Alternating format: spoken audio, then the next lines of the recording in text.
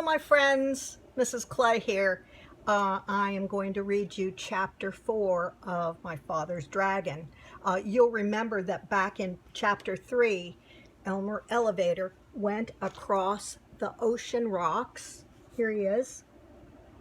And one of those rocks was, in fact, a baby whale who was sleeping but didn't wake up, remember? So now he's gone all the way across the ocean rocks, and now he wakes up, and look where he is. He's in the jungle. You can see what he's been doing, eating some tangerines.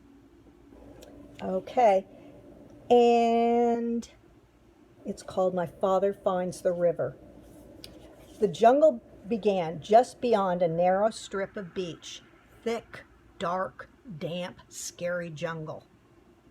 My father hardly knew where to go, so he crawled under a wahoo bush to think and ate 8 tangerines. The first thing to do, he decided, was to find the river, because the dragon was tied somewhere along its bank. Then he thought, if the river flows into the ocean, I ought to be able to find it quite easily if I just walk along the beach far enough. So my father walked until the sun rose, and he was quite far from the ocean rocks. It was dangerous to stay near them because they might be guarded in the daytime. He found a clump of tall grass and sat down. Then he took off his rubber boots and ate 3 more tangerines. He could have eaten 12, but he hadn't seen any tangerines on this island, and he could not risk running out of something to eat. My father slept all that day and only woke when, late in the afternoon, he heard a funny little voice saying, "Queer, queer, what a dear little dock. Dear, dear, what a queer little rock." My father saw a tiny paw rubbing itself on his knapsack. He lay very still, and the mouse, for it was a mouse, hurried away, muttering to itself, "I must smell somebody. I must tell somebody." I'm going to show you the mouse. There he is. So he is going to tell somebody about the queer rock he's encountered. My father waited a few minutes and then started down the beach because it was almost dark now, and he was afraid the mouse really would tell somebody. He walked all night, and 2 scary things happened. First, he just had to sneeze, so he did, and somebody close by said, "Is that you, monkey?" My father said, "Yes." Then the voice said, "You must have something on your back, monkey." And my father said, "Yes," because he did.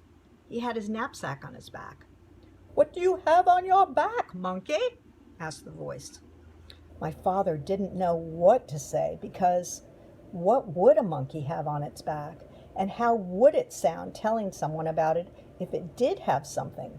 Just then another voice said, "I bet you're taking your sick grandmother to the doctor's." My father said, "Yes," and hurried on. Quite by accident, he found out later that he'd been talking to a pair of tortoises. I'll show you the tortoises.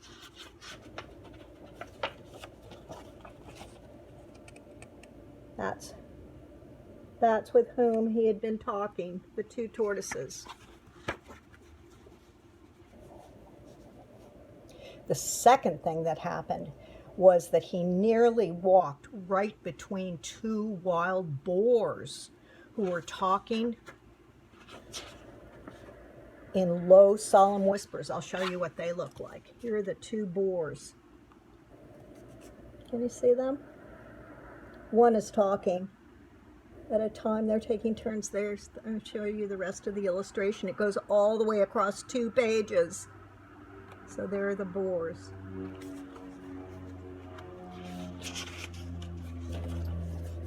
When he first saw the dark shapes, he thought they were boulders. Just in time, he heard one say, "There are signs of a recent invasion. First, fresh tangerine peels were found under the wahoo bush near the ocean rocks. Second, a mouse reported an extraordinary rock some distance from the ocean rocks, which upon further investigation simply wasn't there. However, more fresh tangerine peels were found in the same spot, which is the third sign of invasion. Since tangerines do not grow on our island, somebody must have brought them across the ocean rocks from the other island, which may or may not have something to do with the appearance and or disappearance of the extraordinary rock reported by the mouse. After a long silence, the other boar said, "You know, I think we're taking all this too seriously. Those peels probably floated over here by themselves, and you know how unreliable mice are. Besides, if there had been an invasion, I would have seen it." "Perhaps you're right," said the first boar. "Shall we retire?" Whereupon they both trundled back into the jungle. Well, that taught my father a lesson, and after that he saved all his tangerine peels. He walked all night and toward morning came to the river. Then his troubles really began. And that is the end of chapter 4. So come back next time for chapter 5. My father meets some tigers. All right, my friends. See you next time.